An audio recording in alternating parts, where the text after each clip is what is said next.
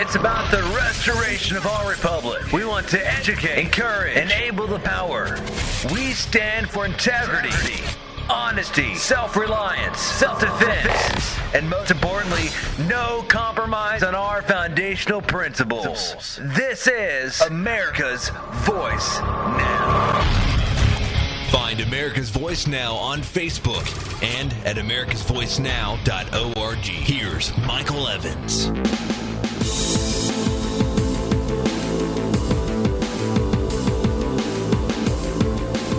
Good morning, America. You're listening to America's Voice Now. My name is Michael Evans. I'll be your host this morning. Appreciate you riding with us. Those of you that are joining us on our website, welcome. Thank you. See you folks out there from Philadelphia. I see folks out there in Palm Coast, Sebastian, Florida, Chesterfield, Lincoln, I think that's Nebraska. So, and a few other locations. Don't get scared. I'm not the NSA. I can't tell who you are. I can only see what city you're listening from. So, this is our opening show for this week. Glad to be here. If you're listening to us on Patriot Facebook, that's patriotfb.com. That's great news.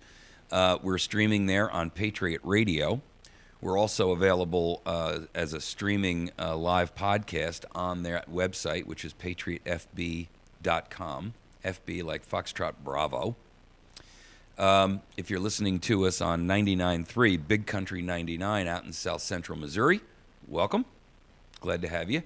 And grateful that the folks over there at Big Country 99 feel strongly enough about our nation that they would be willing to carry a show that's out of genre for a radio station that normally plays country and top popular music.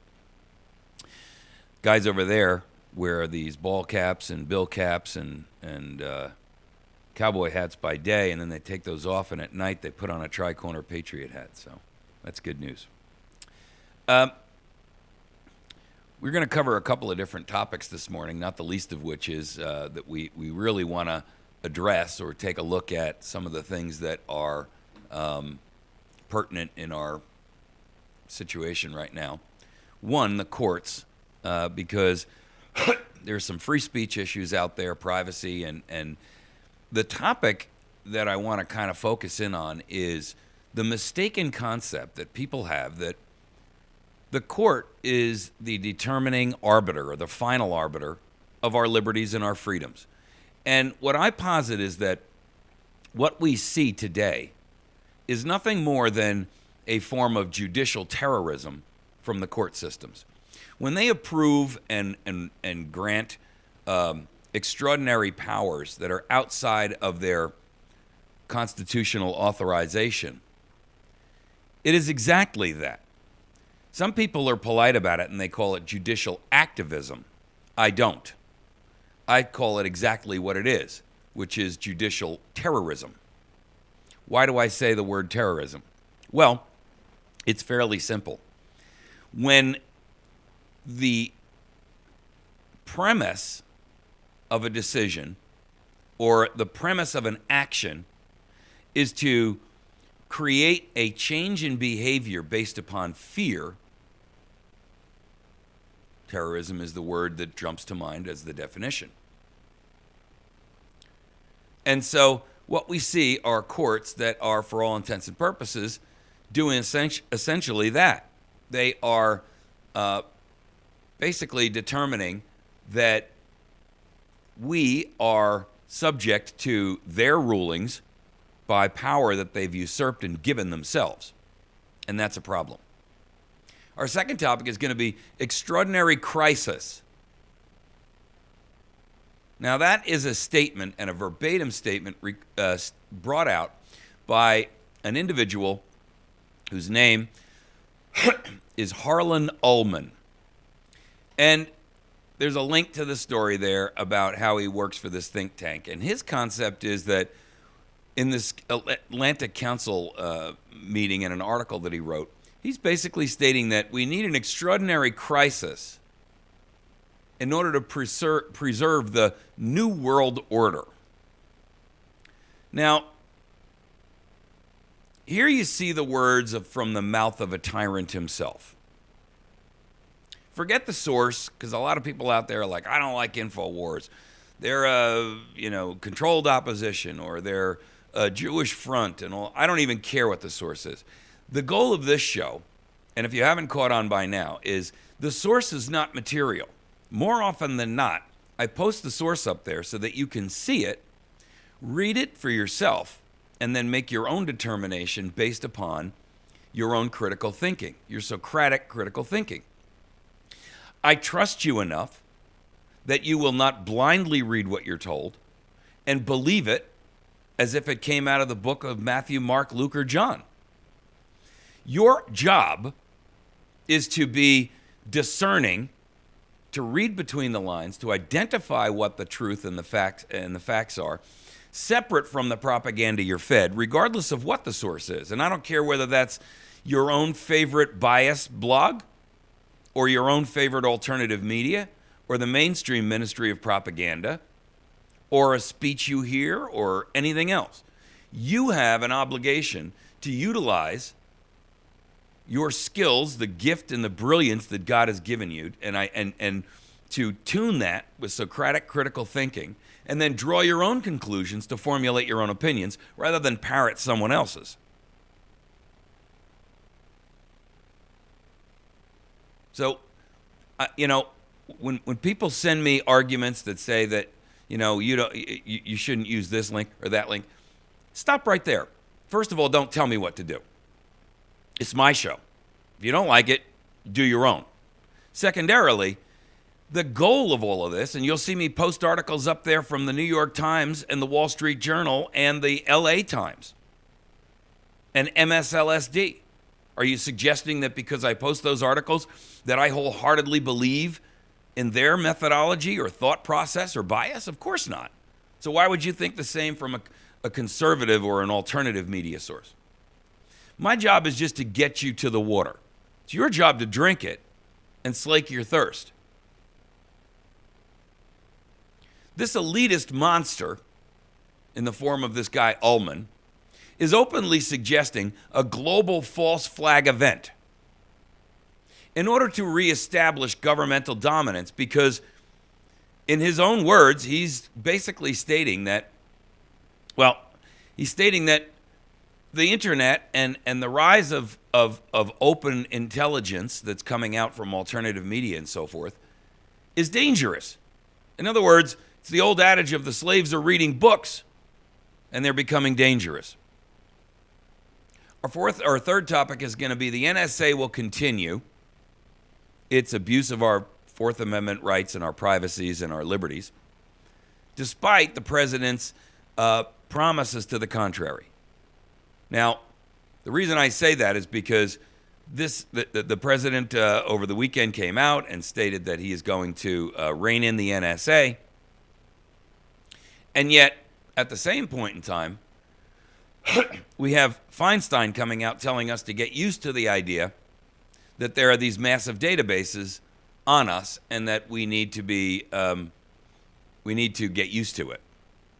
Our fourth topic is going to be Missouri initiates legislation to restore state sovereignty. So let's talk a little bit about those when we get a chance.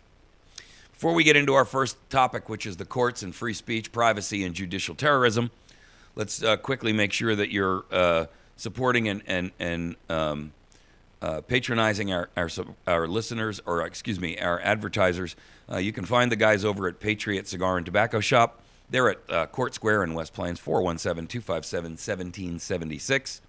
Make sure that while you're there and you're picking up a cigar or a pipe or tobacco or whatever your accessory is, that you slip into Wits End Classic Barbershop.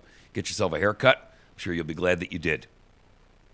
Great opportunity to meet some other great fine folks, by the way, that hang out in there and go in there and get their hair cut, and also go into the back in the Patriot Cigar and Tobacco Shop.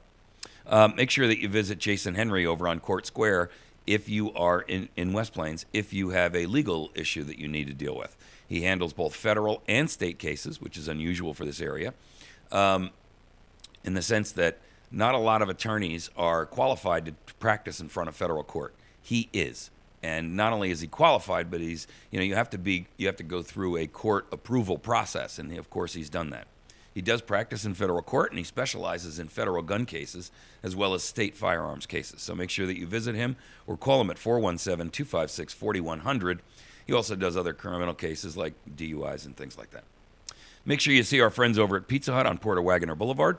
They can take care of you for lunch virtually every day of the week. On Tuesday nights, they have a family night where kids under 12 eat free. And so you can get in there and for relatively little dollars, do a family meal. And then, of course, our friends over at Battery Station, they can be reached at batterystation.com. And you can also call them at 417-257-7799. Okay. Excuse me, I'm still getting over this. I lost my voice as a result of being sick. So if you'll forgive me the fact that I am hoarse and scratchy, not much I can do about it at this point. If you'd like to call into the show to put your input into any of these issues, including courts and so forth, you're welcome to do so. You can call us at 417-204-5141. It's 417-204-5141.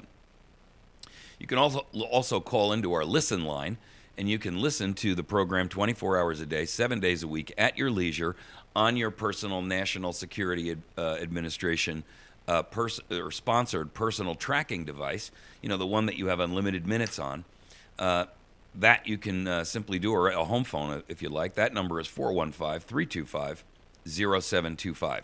It's 415-325-0725. It's a great way for you to catch AVN and share it with friends instead of sending them a link or something like that. Or just give them that phone number and tell them, look, just call this and listen to the show for an hour. And you'd be surprised how many people will continue to come back time and time and time again. Of course, you can always find us at americasvoicenow.org.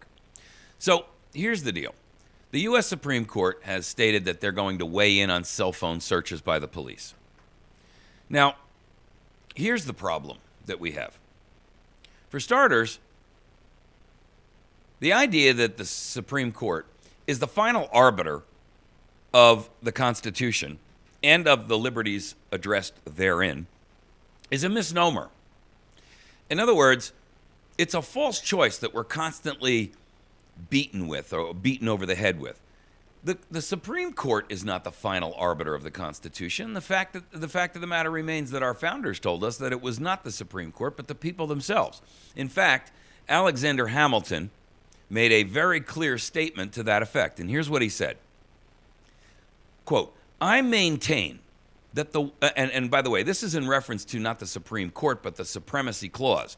Now, for the record, the Supremacy Clause, as you know, everyone says that federal law trumps state law, and this relates to nullification issues and such.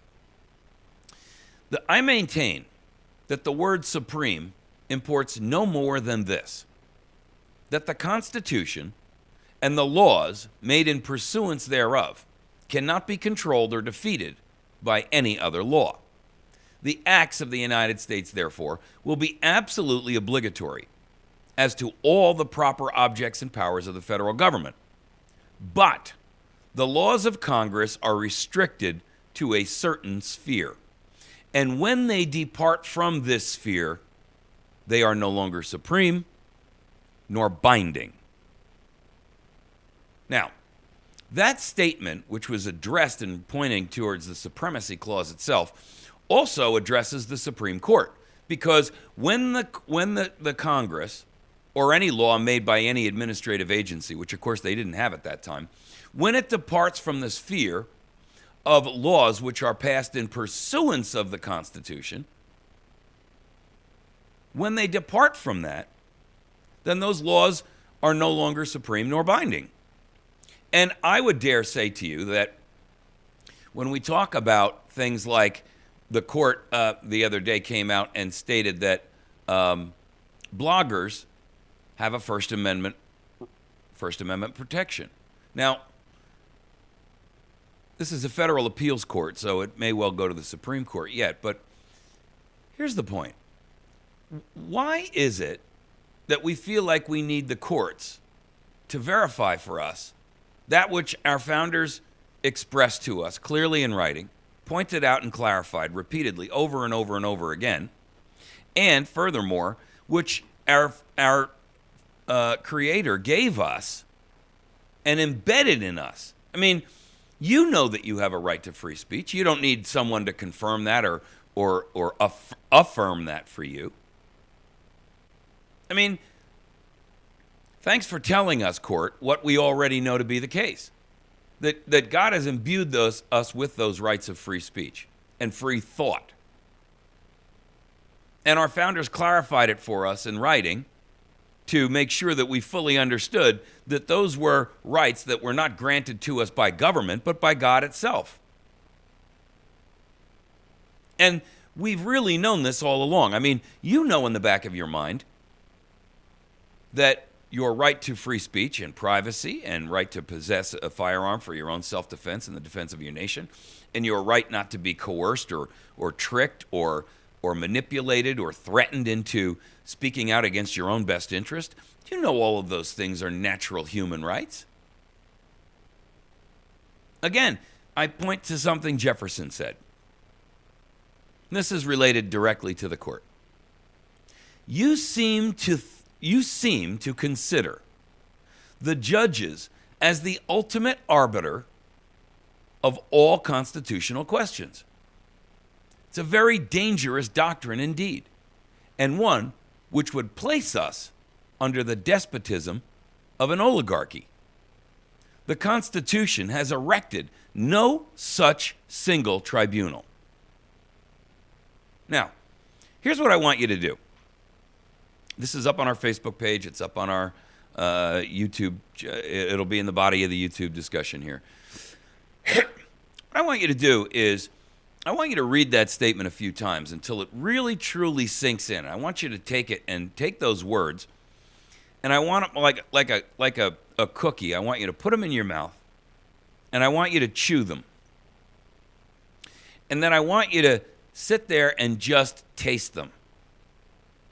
Because I want you to fully understand and memorize the concept, the taste, the texture, the tone of truth. You seem to consider the judges as the ultimate arbiters of all constitutional questions. A very dangerous doctrine indeed, and one which would place us under the despotism of an oligarchy. The Constitution has erected no such single tribunal. When he said that, he was referencing the Supreme Court itself. He was stating that the Constitution never created a godlike figure in the SCOTUS, Supreme Court of the United States. When you hear me say SCOTUS, that's what I'm talking about. Nowhere did the Constitution or the founders ever believe that SCOTUS had some exclusive right or final determinative capabilities of law or constitutional rights. For the court to believe that they have the right to rescind or strip or limit your rights, or to make a determination on whether cell phone searches by police is legal, is hubris, arrogance, and self-serving. It's judicial terrorism. If they find against you, against your best interest, against natural law, against God-given law, against creator law. That's it, folks. The court doesn't have a right to decide whether police can search an arrested criminal suspect's cell phone without a warrant. You see, they have given themselves that right. They've usurped it. In fact, I had a discussion with an attorney about this the other day. And he's adamant about the fact, of course, he's an attorney, so he's been trained with the mentality that the courts can make the determination of what is right and what is wrong, and what is constitutional and what's not, what is the extent to which government can determine your rights. Well, I completely and wholeheartedly disagree with the concept.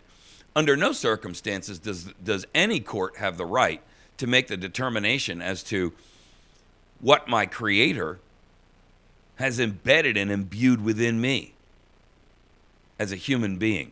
And it doesn't matter whether I live in the United States or elsewhere.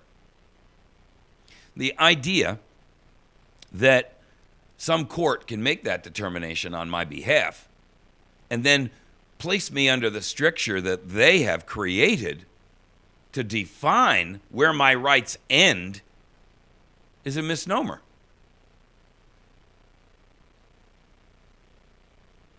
This, ladies and gentlemen, is how tyranny gives and grants itself credibility and authority. It makes a determination in a governmental sense, usually under a legislative decree, and then uses the courts to put a stamp of approval over that, effectively granting itself authority and power it does not possess. And that is judicial terrorism. It's not judicial activism. Activism is completely different. This is a level of coercion which is tantamount to holding a gun to your head. Because the implication is that those courts can then utilize whatever those new powers are to grant authority they don't have the authority themselves to grant to agencies like police departments, the NSA, the CIA, the FBI, the EPA, and you can go on down and down and down the list. Just because 9 justices sit up there and say that we have determined in our infinite wisdom, which I would question from Jump Street, that it's legal or illegal. See, here's the problem. The courts, as a general rule, always utilize precedent to look at how to rule in a case. Well, in a true, honest jurisprudence, what would happen is the courts would not look at prior judges' rulings to determine how they ruled on an earlier unrelated case. What would happen is the courts would go back to the intent of the contract, what the founders had to say, what their intention was. And I defy any court to read the writings of Thomas Jefferson who says, "You seem to consider judges as the ultimate arbiters of all constitutional questions." A very dangerous doctrine indeed, and one which would place us under the despotism of an oligarchy. The Constitution has erected no such single tribunal. And I would defy any judge to read that and then feel as if he or she then has a right to rule on your freedoms and liberties. That, ladies and gentlemen, is the crux of it. Okay, we're going to take a quick break. When we return, we're going to tackle our second topic, which is extraordinary crisis. This is an extraordinary crisis idea, which is dangerous indeed. We'll be right back.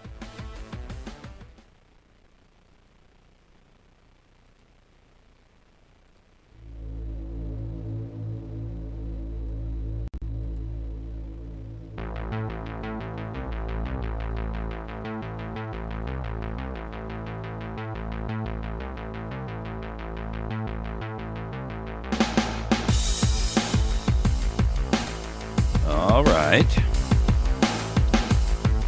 We have returned. You're listening to America's Voice Now.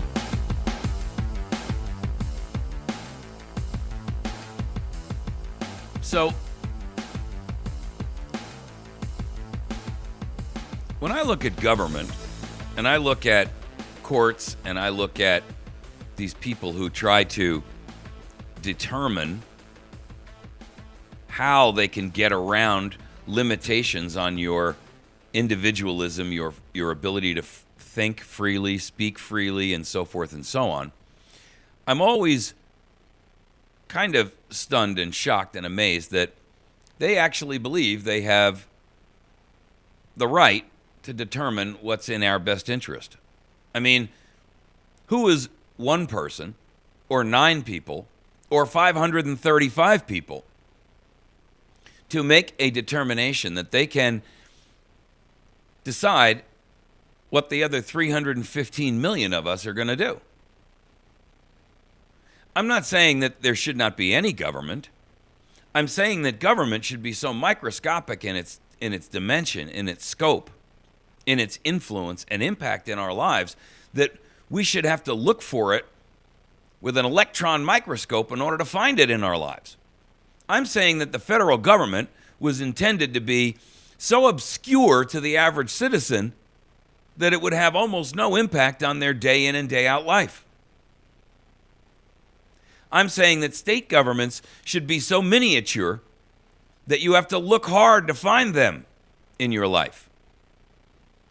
And I'm saying that what totalitarianists and statists of all stripes and blends and flavors all decide is how they can impose their will upon us. And they have no problem whatsoever utilizing whatever tactics are available to them under their scope of authority and power, which more often than not is usurped in the first place, to accomplish that end. Harlan Ullman, he's writing for the Atlantic Council, and he works for a think tank based in Washington, D.C.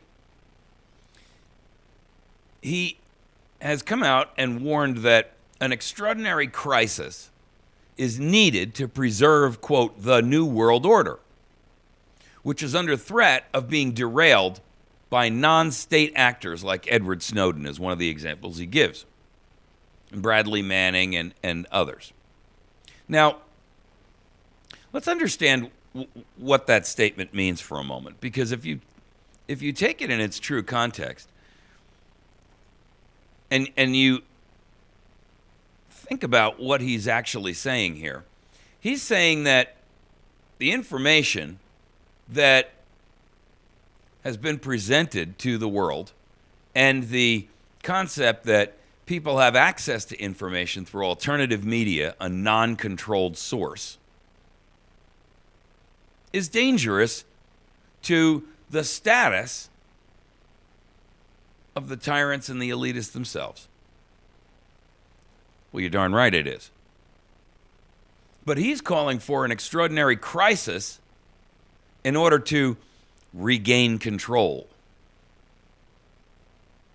The article says the Atlantic Council, which he works for, is this think tank. It's a highly influential organization, close ties to major policymakers. It's headed up by a group of other past government, individuals, including Brent Scowcroft, the former United States National Security Advisor. He was an advisor under Ford and Bush the Senior. And he's also been an advisor to Obama. And Harlan Ullman, the author of this particular article, he was the author of the shock and awe concept that was employed in Iraq when we went in for Saddam Hussein. He's now the chairman of the Kiloween Group, which advises government leaders. So in other words, these people leave their government service, whatever it may have been, migrate into these think tanks, which are funded by God only knows who and what. Many of them are private, so there's no way to know what their funding is all about and where it comes from. And then they utilize their past contacts to essentially influence policy and leadership in the United States. And they always approach it from the perspective of their past experience, which was as a sometimes minor, sometimes major cog in the wheel of tyranny. So what do you think their end result is always going to be? What do you think their policies are going to always engender? He wrote this article entitled "The War on Terror is Not the Only Threat," in which he basically, and I've read it, it's very brief, and you can read it yourself. He's asserting that, quote, tectonic changes are reshaping the international geostrategic geostrategic system. And his argument is that our concern should not be things like military superpowers like China, but what we should be concerned about is people like Edward Snowden, Bradley Manning, anonymous hackers who pose the threat to the 365-year-old Westphalian system. Because, get this, they encourage individuals to become self-empowered, eviscerating state control. That's a curious way to look at things, isn't it? In other words, this is the age-old argument that if you let them slaves read and own guns, they're going to want their freedom. What an interesting concept. You know, he's not the first to come out with these kinds of statements. We've heard this many, many times before from all of these elitists. Zbigniew Brzezinski is a monster, and you ought to, if you don't know who he is, you should educate yourself about him. Recently, in 2010, he told the Council on Foreign Relations meeting that the global political awakening, and he's not really referencing only the United States of America, but the planet-wide rise in people who desire freedom and liberty. And he says that it's threatening to derail the one world government movement. Now, Ullman is basically calling for an extraordinary crisis to reinvigorate support for state power and big government. And when you think about that, and we look back at what's been done over historical windows to accomplish that same end, and I'm thinking now the sinking of the Lusitania. I'm thinking of Pearl Harbor. I'm thinking of Hiroshima, Nagasaki. In other words, there is plenty of evidence out there that governments in the past have committed crimes of false flag, of a false flag nature, which have been used to force change based upon government sponsoring or government being the sponsored, dominating factor. In other words, how do we get people to give us more authority, or how do we take authority and then justify its growth and expansion based upon a danger that in most cases is phantom in its nature? Well, the sinking of the Lusitania was a perfect example. The people who sank it knew doggone well that it was in their territory. The Germans sank the Lusitania, but the English and the Americans who were using it to ship and transport weapons, they wanted it sunk. They wanted that event to occur because it gave them the justification to go back to the American people and say, now you should be outraged enough to enable us to, with this extraordinary crisis, kick off a global war. Now, when we look at Pearl Harbor, we see the same exact event or series of events occurring, albeit with a different outcome. But Pearl Harbor was well known that the attack was slated and scheduled and in the works long before it actually occurred. In fact, and this is not me saying this, and this is not some kind of tinfoil hat conspiracy, the evidence is out there, and it's clear for anyone to go look at. We removed 4/5 of the entire fleet from the island just a week prior to the attack because they didn't want to lose the entire Navy. The men and women who died in Pearl Harbor were sacrificed because they needed an excuse to enter the war. That's it, ladies and gentlemen. They needed an excuse to enter into World War II. The American people wanted nothing to do with it, similar to the outcry when we tried to go into Syria not so long ago. Similar to the outcry when we went into Afghanistan, when we went into Iraq. Similar to the outcry when we went into Vietnam, Korea. You see, people, as a general rule, we don't want war. Governments want war. Governments want an excuse to grow and expand their power and authority, and ultimately that always ends up being what? Tyranny. There's no way around it. The concept of government needing control is only a self-serving end in and of itself. In other words, it's a means to an end. And we know from past historical and empirical proof that government, our own government, has utilized the tricks, if you will, of false flag events and extraordinary crises to accomplish just that.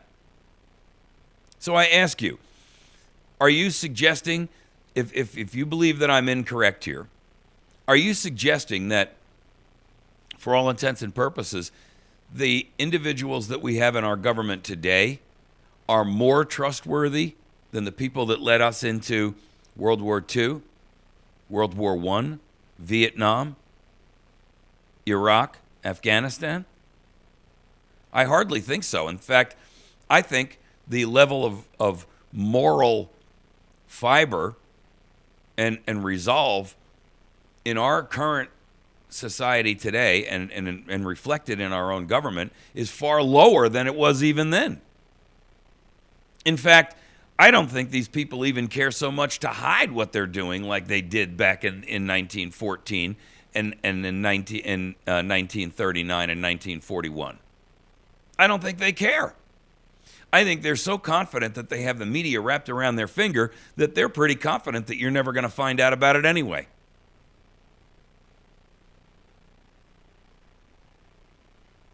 Without an extraordinary crisis, writes Ullman, little is likely to be done to reverse or limit the damage imposed by failed or failing governance.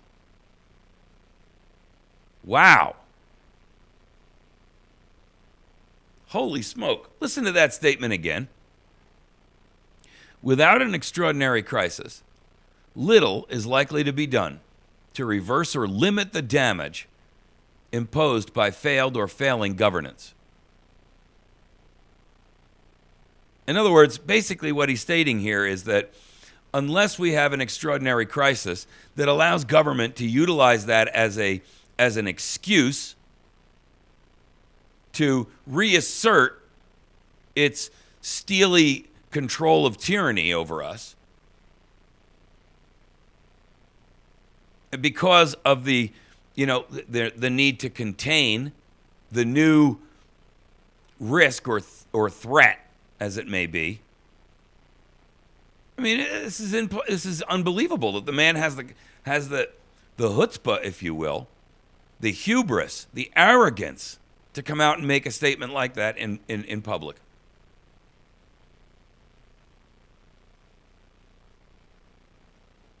He goes on to say that very few have taken note and fewer have acted on this realization that information revolution and instantaneous global communications are thwarting the new world order.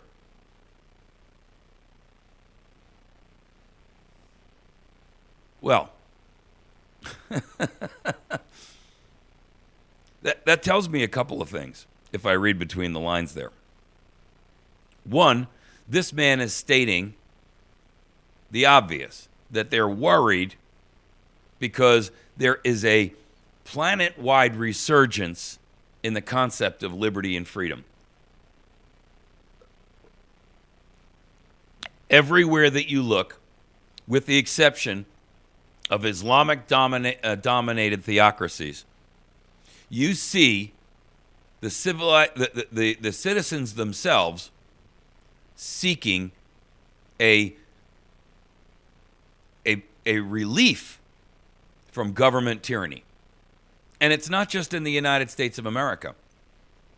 The European Union is under an extraordinary amount of pressure from the citizens themselves because they are beginning to see the failed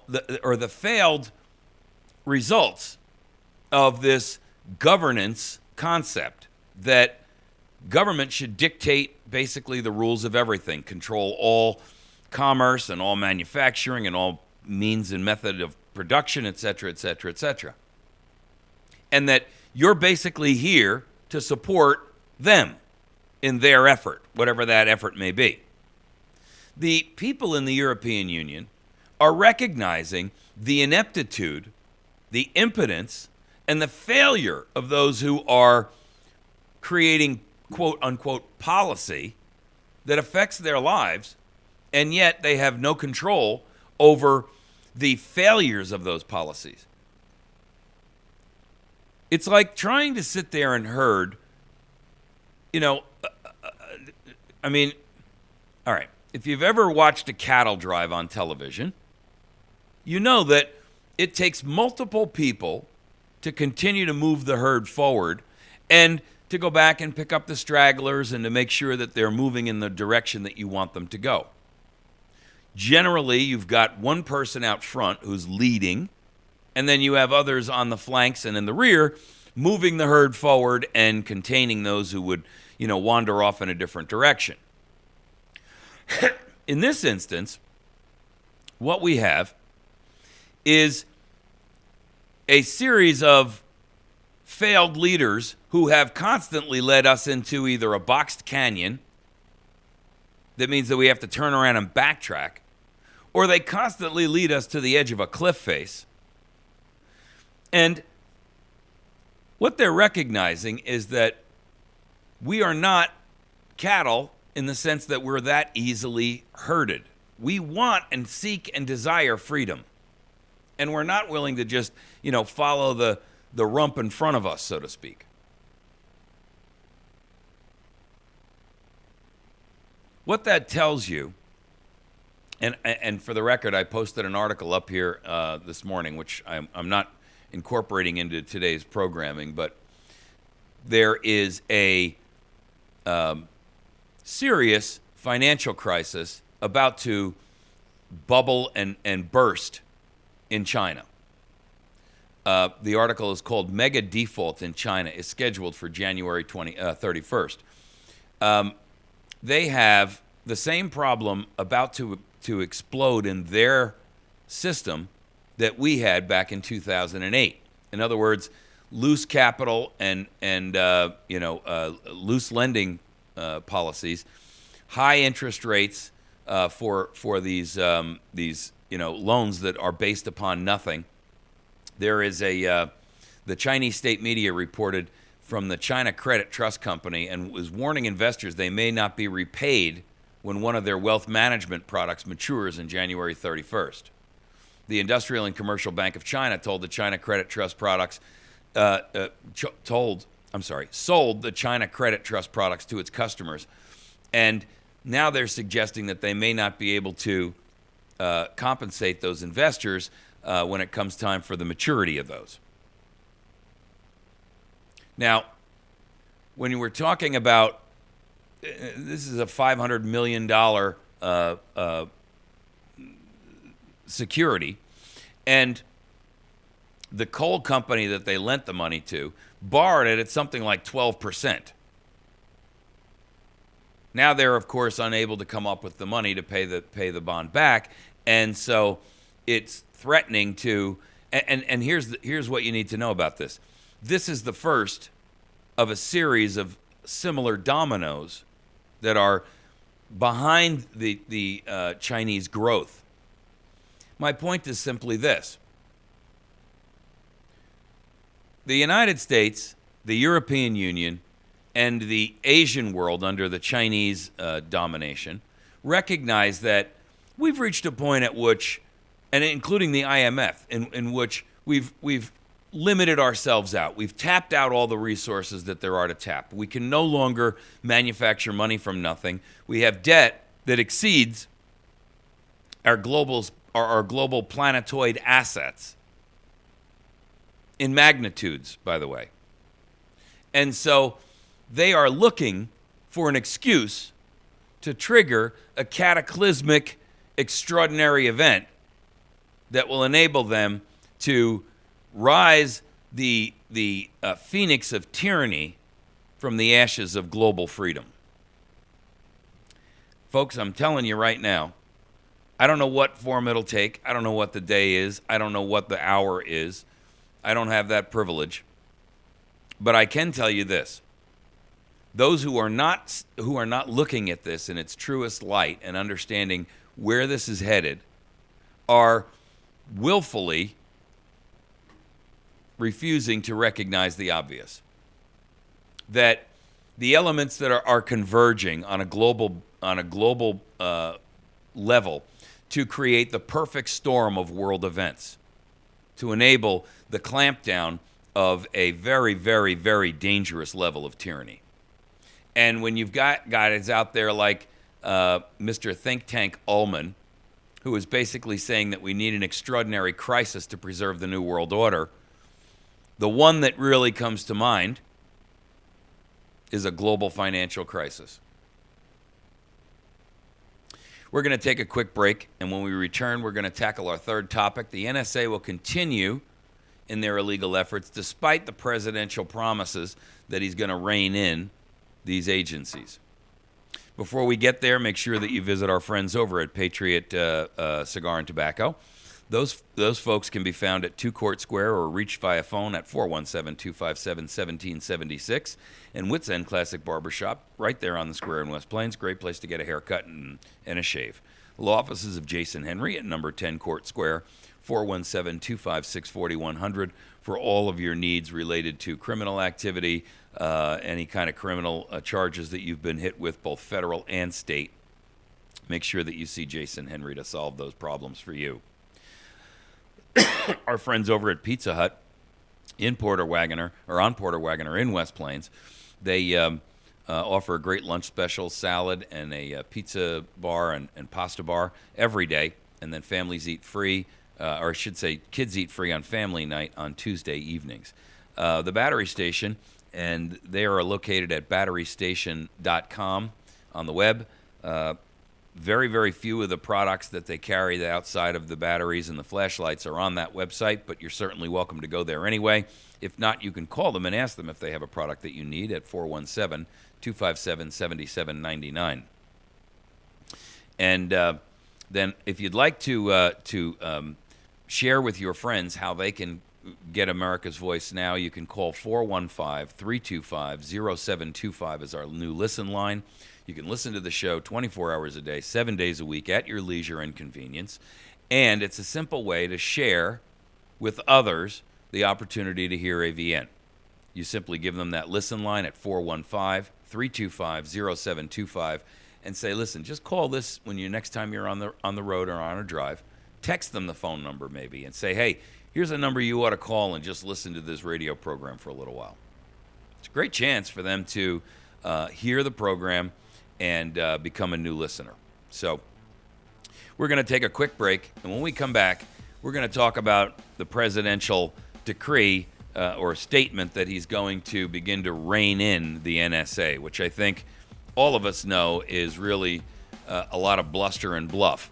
He's stating that because the public opposition is clearly out there from non-state actors, according to Mr. Ullman, like Mr. Snowden. He recognizes that an extraordinary crisis is needed, and he's utilizing the NSA and the FBI and all these other administrative agencies to accomplish that. I tell you what, I don't see any end to the NSA stuff in sight, irrespective of all the promises. We'll be right back.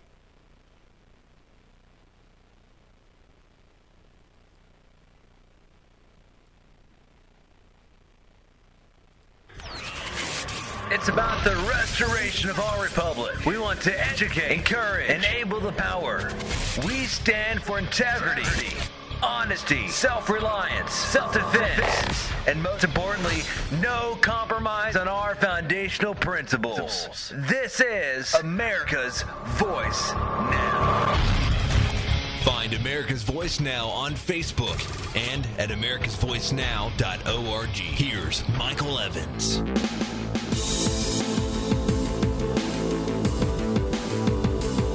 All right. Good morning, America. You're listening to America's Voice Now. We're in our third segment of the morning. And we're talking this morning in reference to the issue of the NSA and the president's claims that he intends to begin to limit the NSA's reach with some I believe to be false or illusory concepts that won't really actually do much at all to slow this down. One of the things that they're talking about is giving the data that they're storing as they're vacuuming all of this massive amounts of data up. I mean, there was an article out the other day that the NSA is drawing everybody's text messages, right? Where are they storing all this data? They're storing it in NSA facilities. And now the talk is out there that maybe what they should do is allow the carrier to maintain and hold all this information. Furthermore, I think the mistake that the president has made in his concept is that what he's alleging here is that the NSA should not spy on foreign entities and we should give them the same protections that we give to Americans. In all of my arguments against the NSA spying, never once have you heard me say that we shouldn't be spying on terrorists. We should be. What I have said is that we shouldn't be spying on our allies.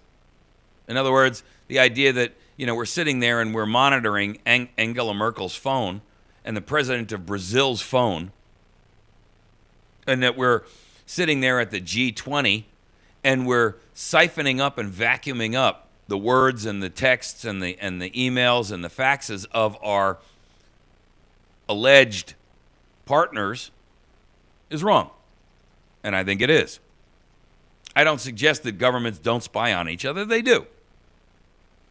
But I believe that the idea here is not that we should be limiting the NSA spying on non-citizens.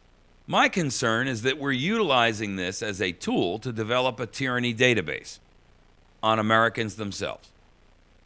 Now, do I care if you're spying on the communications of known state and non-state actors, such as Iran, such as Syria, such as Afghanistan and Iraq and countries that, for all intents and purposes, have declared an open and hostile position against the United States? Of course not.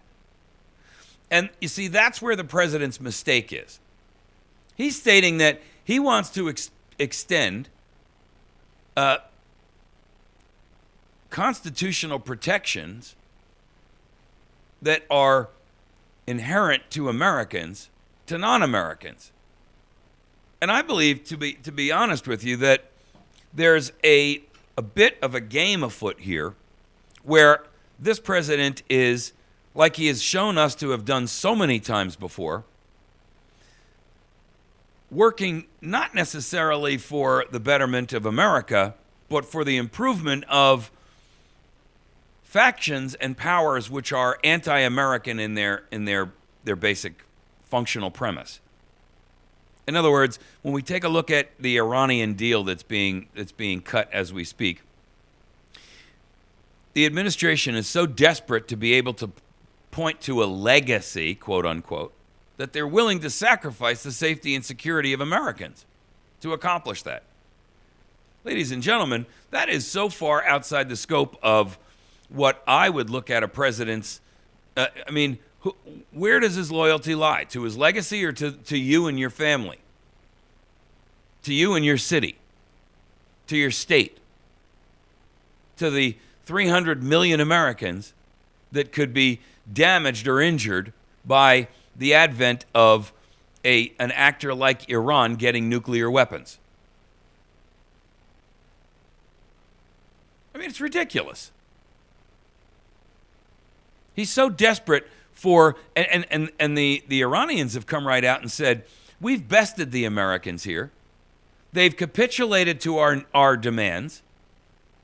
We're in control, and we can break this deal anytime we want and immediately go right back to the manufacture and the production of these weapons of mass destruction. And with all due respect, I do fear the capability of a state and or a non-state actor being able to utilize a weapon like that against either us or one of our allies, which would ultimately give them the, and to borrow Mr. Ullman's phrase, the extraordinary crisis they need to reassert the New World Order mentality and allow tyranny to lock us down with an iron fist. Make no mistake about it, folks. Their goal here is to figure out how we can utilize something like this to force a global crisis, utilizing that crisis as the excuse. Now, the president is sitting here saying we're going to protect Americans by not holding all this data, and that if we make Verizon hold their metadata and AT&T hold their metadata, that we can go in and get it when we need it, but only on those. Well, look, the truth of the matter is there is no fine line between how far the agency should go and what reaches into abuse. You've reached into abuse when you have open access to the data, and I don't care whether it's held in your basement or in the library down the road. If you've got open 24-hour access to it and you hold the key to the library, do I really care where it's stored? Or is that just some fanciful excuse that you're giving me to make me feel a false sense of security? And that's essentially what it is. Patrick Leahy the other day came out and he made a statement. On NSA spying, he's stating that we need to stop government from controlling the American people. Now, there's a video tied to this link, and I want you to go find it and watch it. But what I really want you to recognize is that Leahy is right on one aspect. We need to stop government from controlling the American people. He has the problem right. He just has the wrong solution. His solution is for oversight, more oversight from government. And I'm suggesting that that's an analogy of the foxes guarding the henhouse. Two wolves and a sheep deciding what's for dinner is not going to work out well in the sheep's future. We don't need the oversight of a dystopian surveillance state by a corrupted Congress who's already shown us that they are subjected to and willing to capitulate to coercion, and then whatever pressures are mounted upon them, whether they be financial or whether those are, we don't know what the triggers are. But Congress, for all intents and purposes, has been blackmailed into betraying us on a routine basis. So we don't need oversight of a dystopian surveillance state by these same people in Congress who are only looking for a way to do it where they can shift the blame to someone else in a CYA manner. We need definitive prohibitions based on constitutional principles that we all have an inherent right to privacy. Not because the Constitution says so, but because history tells us, and the facts tell us, that when anyone has the wherewithal and the capability to begin to retain such a vast database of information on individuals, that one, it will be used. and it will be used wrongfully. To adhere to the idea that Congress has the 1, backbone, 2, intelligence, 3, objectivity, and 4, the best interests of the populace at large to do the job of overseeing this surveillance state, this 1984 dystopian monster that's brewing and growing as we speak, is ridiculous. Jefferson said to us, in questions of power, let no more be heard of confidence in man, but bind him down from mischief by the chains of the Constitution. In questions of power, let no more be heard of confidence in man. I have no confidence in an oversight from Congress. I have no confidence in an oversight from the president. I have no confidence in the concept that Verizon can become a massive storehouse that they have the keys to.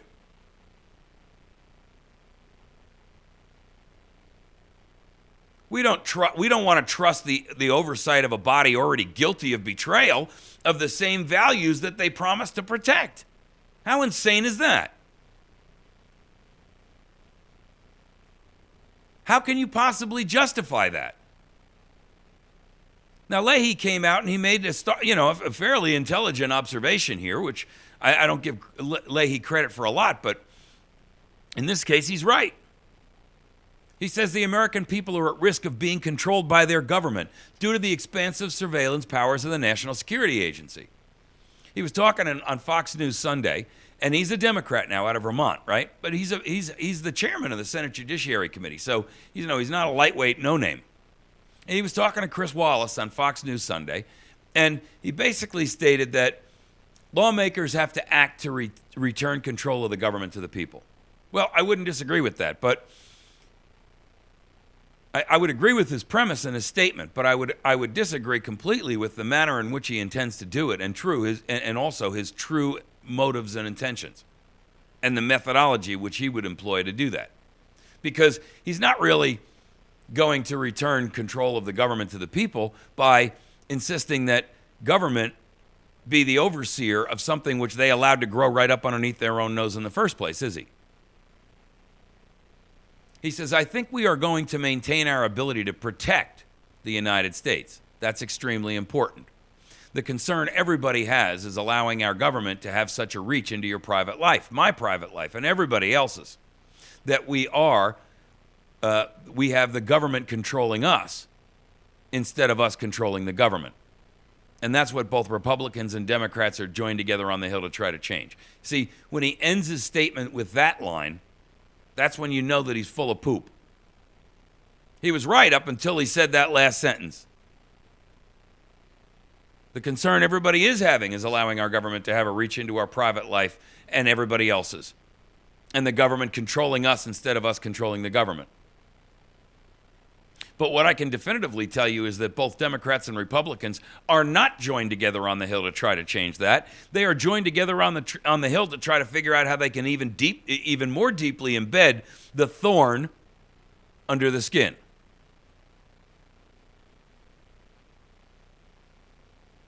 When he was questioned earlier on in the program, he was suggesting that viewers should consider history when they decide whether the government should have so much access to private communications. Here's what he said. I just think that there should be oversight. Well, right there is your problem. How can you, who have already been coerced and co-opted and for all intents and purposes, you have been blackmailed, how can you possibly say that you can realistically be in oversight of anything? He goes on to say, think back in the history of this country, in J. Edgar Hoover's day and all.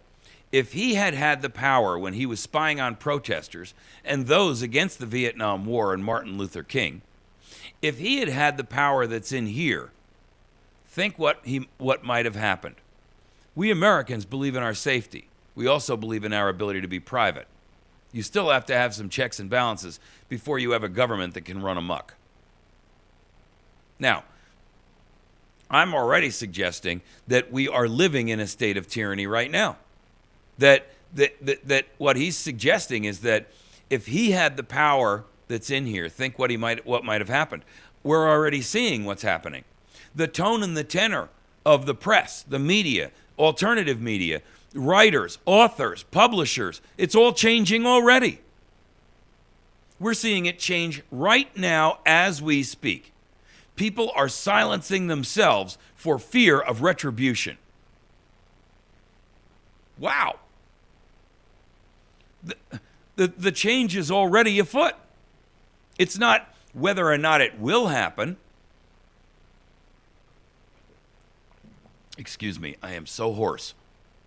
It's already happening. And I suggest that there is no member of Congress that can sit here and give us an assurance that they can do the job of protecting us from our own government, because they are a part and parcel of that same exact government. You can't expect that government has the capability and the wherewithal to protect you from itself. It doesn't, and it will never accomplish that task. Feinstein came out the other day, and this should be a warning to every American. Feinstein came out here and says the metadata program is here to stay. So these people are contradicting themselves.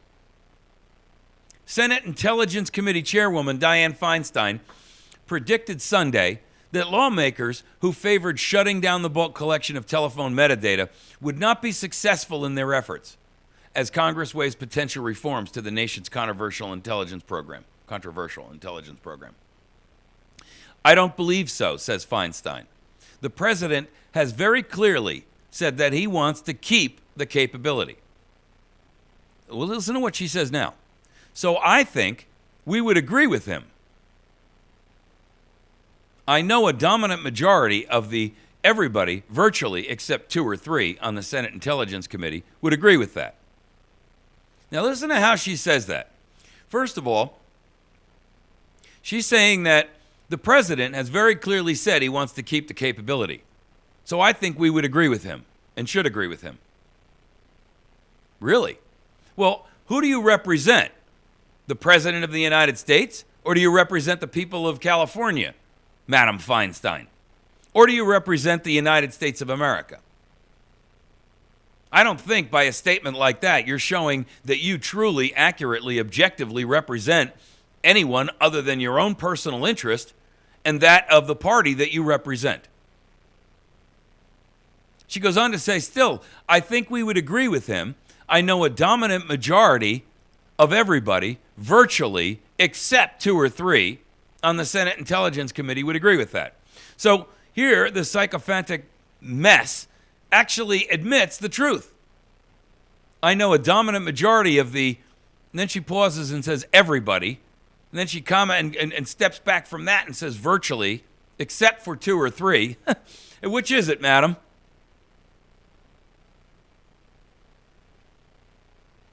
Which is it? The dominant majority? Everybody? Virtually everybody? Or except for 2 or 3? First of all, the reforms that Obama is tossed out there as the panacea, the aspirin to get rid of the American headache of tyranny, is so minor in its scope. It's sitting there. It's like trying to say, well, here's 2 aspirin to quell the pain of an amputation.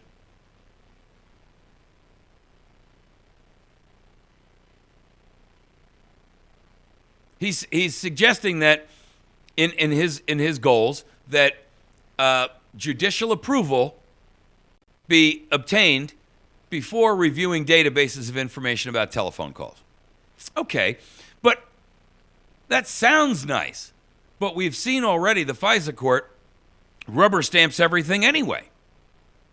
So, I mean, that's like saying, you got to go ask your mother for permission but knowing full well that she's going to give permission every time. So you're basically saying to the kid, you can do whatever you want.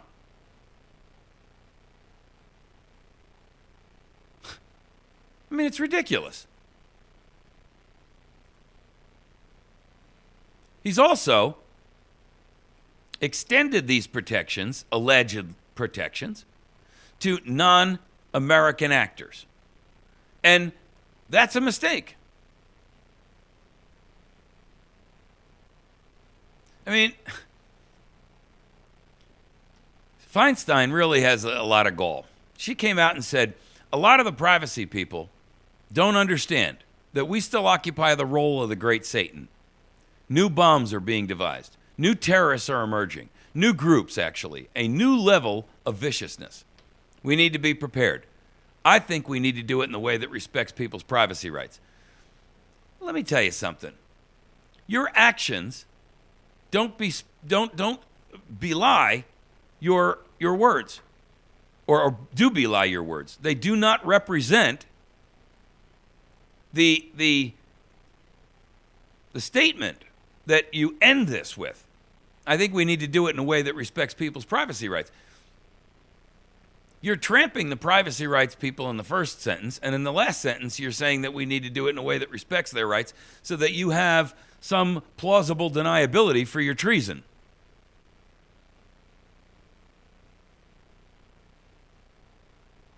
Mike Rogers, a Republican, he called the speech a victory.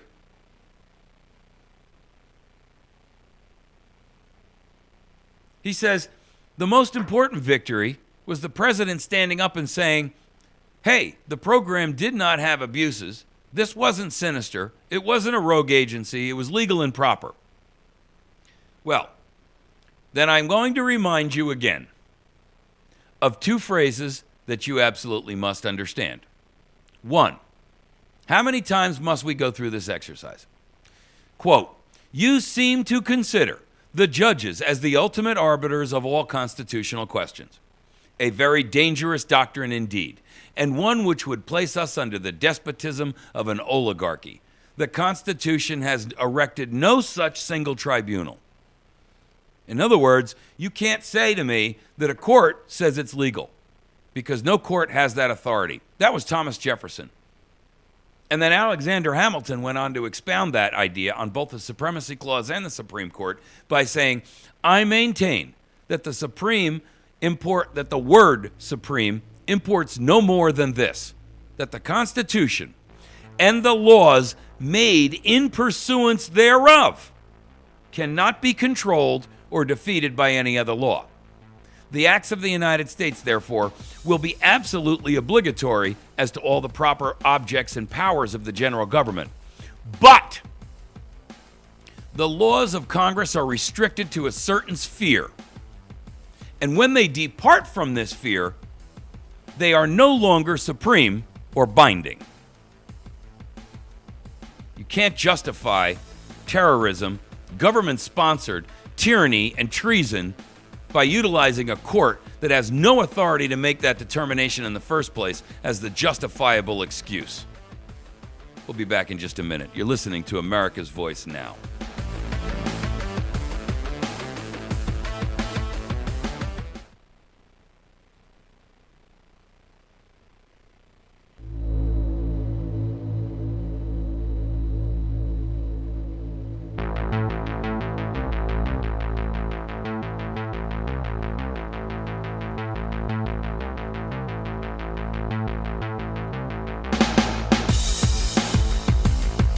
All right.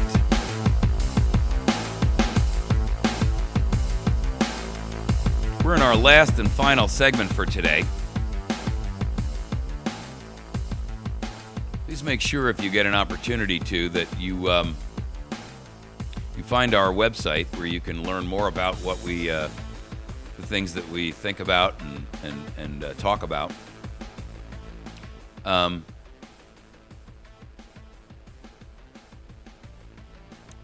The idea that government has a right to lord it over us and or our states is a major malfunction in the political discourse. And there's no court that can justify and eliminate states' rights to be, 1, self-determinate, 2, sovereign, and 3, the actual creators of the federal government and therefore the federal government's master. Each, in the eyes of our Constitution, the states and the federal government, each have their limited and clarified authorities and powers. But they are very, very clear. And they are not to be transgressed or expounded or expanded upon. There's no authority for that. Now, Missouri is in the forefront of the states that are fighting to restore and reestablish our own individual state sovereignty. It's a movement that has been taking off now for a couple of years, and they're utilizing, those states that are wise about it, are utilizing the idea of the principles of nullification to accomplish that goal. Missouri has just recently filed its second variant of the Second Amendment Preservation Act. The first was vetoed by the governor last year. They've made changes to it to eliminate any arguments that he may have with it and still retain its teeth. The state of Missouri has also put forth other sovereignty-preserving legislation. They, the other day, filed an anti-Obamacare legislative initiative that says no one, federal government or otherwise, can force a citizen of the state of Missouri to buy and purchase insurance against their will.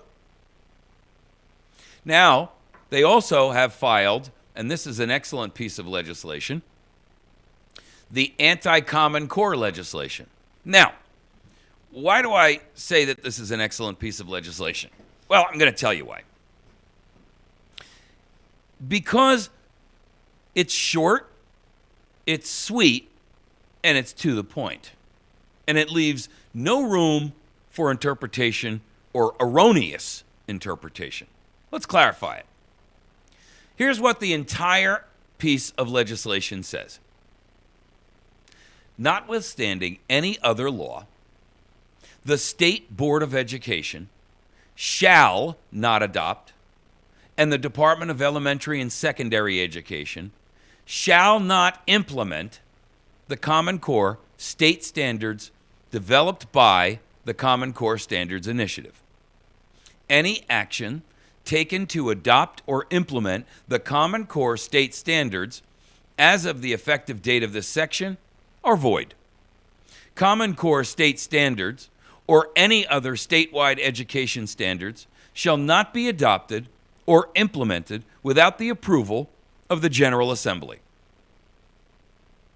Ladies and gentlemen, that's the entire text. It's short, it's sweet, it's to the point.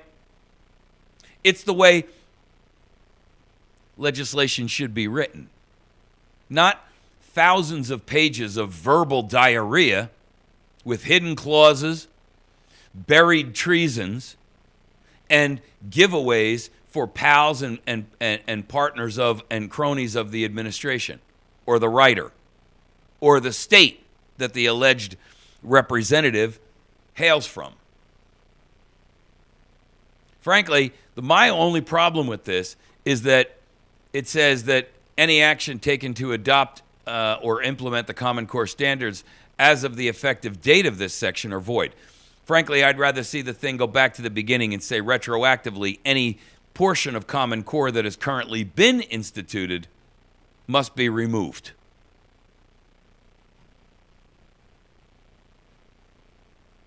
But you see, it's a move in the right direction because it's establishing that which the states do have the authority and the right to utilize. Now, the anti-Obamacare plan is This one is House Bill or Senate Bill, 546, and it was put out there by Senator John Lamping. Now, this one says the same very, very basic and simple language.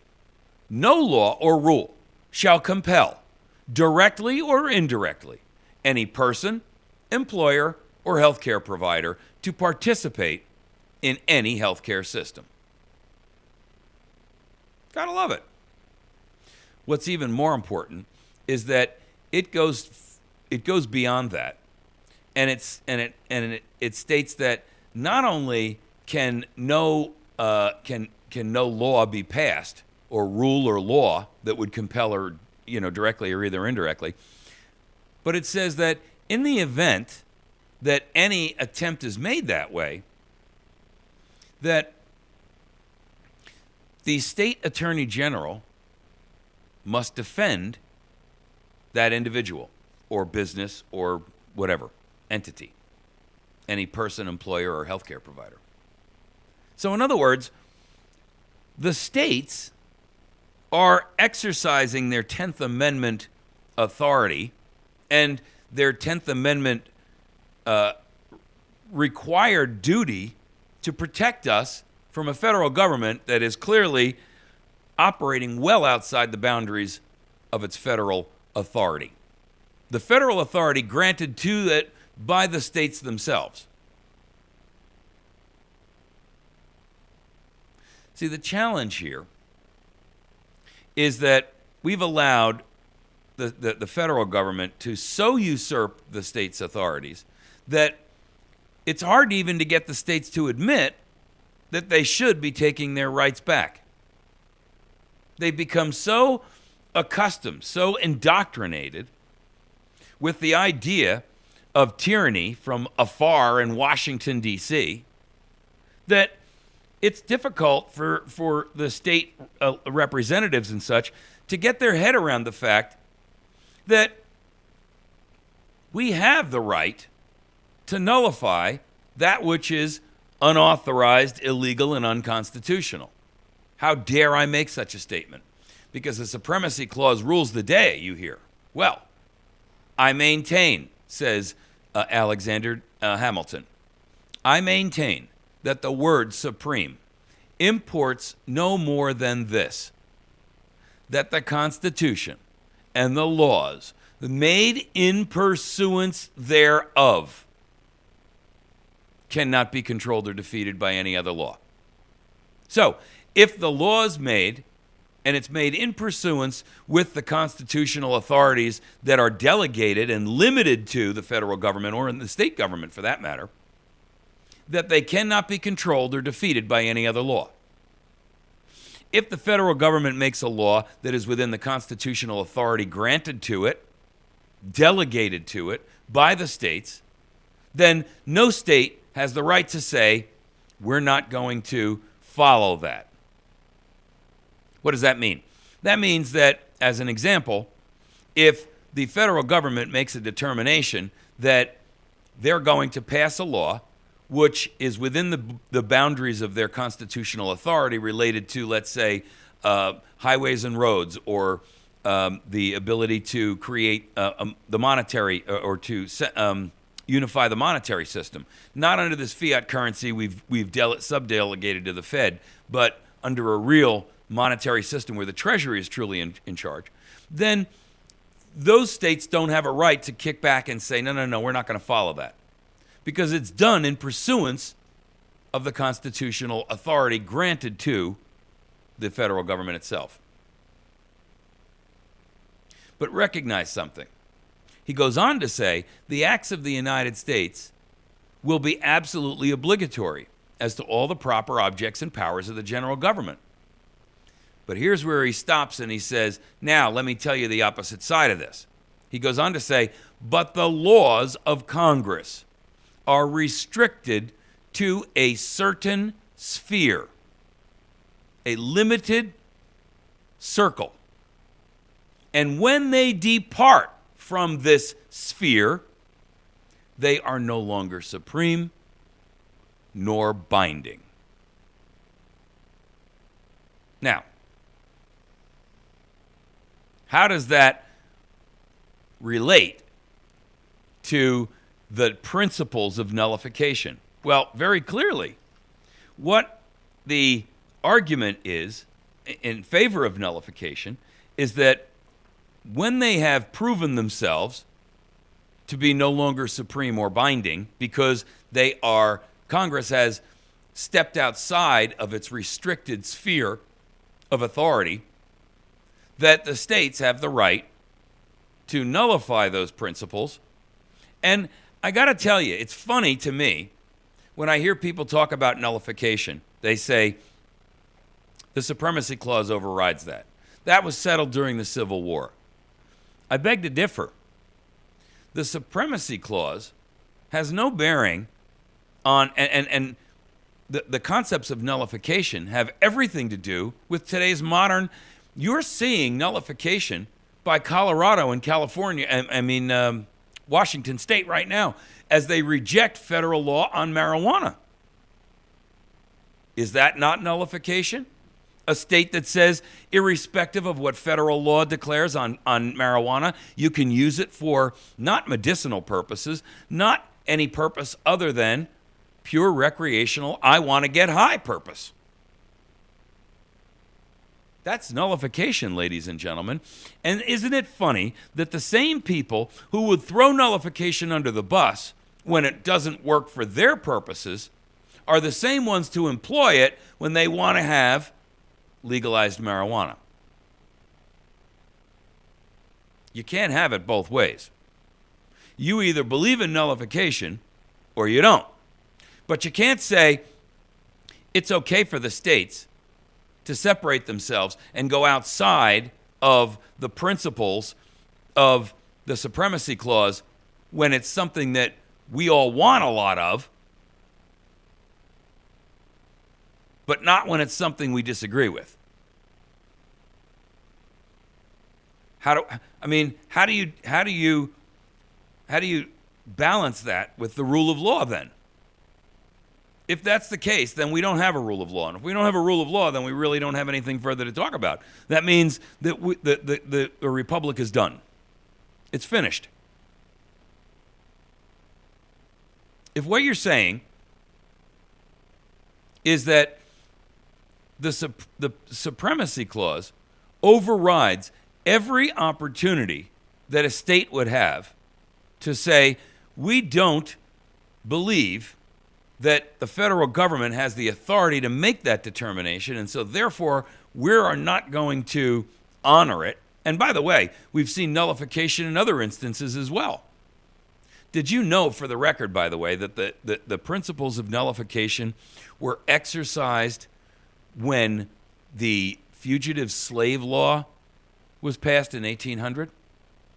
Did you know that the Republicans, not the Democrats, were the ones who were responsible for saying, you can pass a federal fugitive slave law that requires me to notify a slaveholder that I've got his slave here. But I'm going to tell you right now, we're not doing it. We're not going to follow that law because it's a moral issue. It's one where the federal government doesn't have the right to tell us that we can go against our own moral belief related to slavery. The Democrats, by the way, folks, were the ones who were trying to push that. The idea of a slave must be returned to his owner under penalty of law. How the Democrats seem now to consider themselves to be the champion of the downtrodden, the poor, and the minority population, especially related to blacks. And I don't call them African Americans, they're black Americans. Okay? Is a ridiculous revision of history. The truth of the matter is, nullification was used, and it was used effectively to say the fugitive slave law will not apply in our state. We're not obligated to do it. We're not gonna, and that's the end of it. You can apply that law in Washington if you want, but here in our state, it's not going to fly. It's that simple. It was applied by Jefferson and Madison when they said, you can pass the Sedition Act, but in our state, you can't arrest someone for speaking out against the President of the United States or the Congress, which is a clear First Amendment violation. Passed by, of all people, John Adams. Yep. How many of you knew that? John Adams was the president at the time that the Sedition Act, and it was called the Alien and Sedition Act because there were two of them that were passed simultaneously. But the principles of nullification were applied then. They were applied during the Fugitive Slave Act. They've been applied many, many, many times since then, including states that have chosen, for all intents and purposes, to limit the Second Amendment rights of their citizens. Think about it for a moment. The state of Colorado, the state of New York, the state of Connecticut, those states have severely limited the rights of their citizens to own firearms. Now, they have effectively gone against the Constitution and the federal law of the land. So they are effectively utilizing nullification to a negative end. Isn't it interesting that those are the self-same states that say, the state of Missouri, as an example, cannot use nullification to say, you don't have a right to tell our citizens what their gun rights are. Kind of funny that, isn't it? I mean, if you want to see the ultimate example of irony and hypocrisy, go look at the way in which states like New York and Connecticut and Colorado talk about, and Maryland, talk about the principles of nullification. When it's something that does not fit their pre-described bias, their predefined dictatorial rule, they're dead set against it. But when they want to usurp authority, when they want to limit the rights of their citizens and their right to own firearms, which is a right given to us by God, not by man, then they turn around and say, we can use nullification for our purposes, but you can't use it for yours.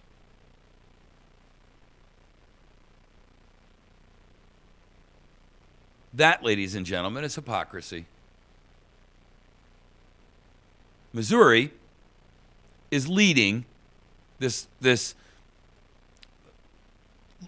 role or this push for 10th Amendment sovereignty to be returned back to the states as a method and a manner and a means to rule to rein in the federal government, to bring the federal government back to the point where it is not making determinations that affect negatively that state's citizens.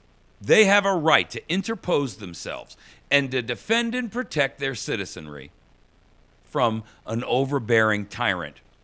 The creation, the birth that they gave to the federal government, they have the right to stand before what's now become the monster and defend their citizenry. That is, in fact, their obligation and their duty to their citizens. They owe their citizens an allegiance of protection before they owe their federal government, their creation, an allegiance of authority to rule them.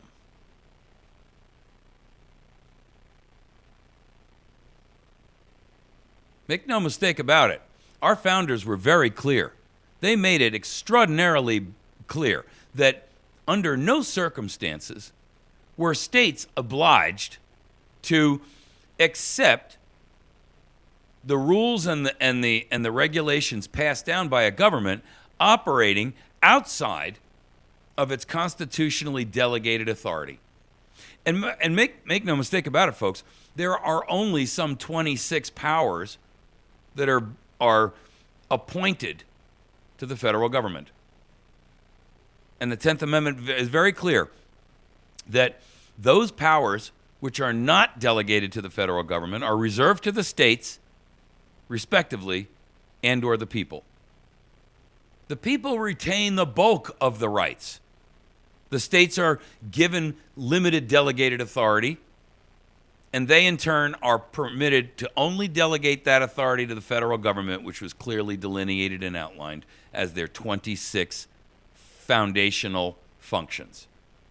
Anything outside of that scope has no basis in reality and it is void, and it is not supreme, it is not binding, and it is void as if it had no effect.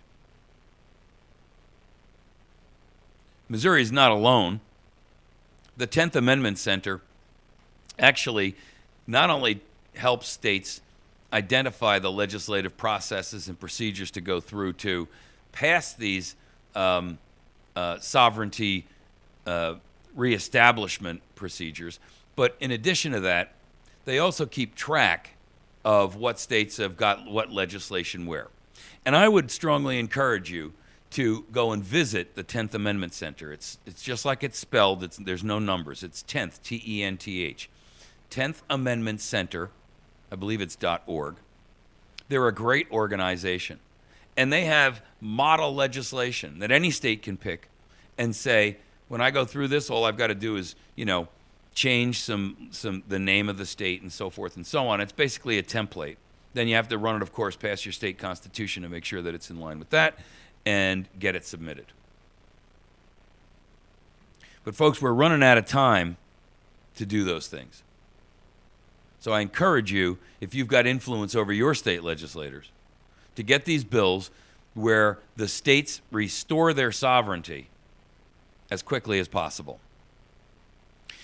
Before we jump for the day, I just want to thank our sponsors because those are the guys that keep us on the air. So when you hear these sponsors and you patronize them over and above anyone else you would normally go to, you're doing so because it helps keep us on the air, which helps us to continue to share with you.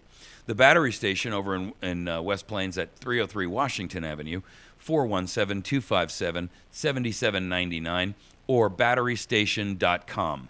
Our friends at Pizza Hut, where you can go and get yourself a nice hot meal for lunch, salad bar, and a pizza bar, as well as a pasta bar every day. And in addition to that, on Tuesday night, family night, kids under 12 eat free. Make sure that when you get in there, you say, I just wanted to let the manager know that I heard about this on America's Voice Now, and Mike sent me over to here. Make sure that you get a hold of Jason Henry if you've got a legal issue that needs dealing with, whether that's a criminal case or a civil case, or whether it is a personal injury related to an automobile accident. Make sure that you get to the law offices of Jason Henry. You can reach him at 417-256-4100. He'll be more than happy to sit down and go over the case with you and help you to determine what is the next right move to make.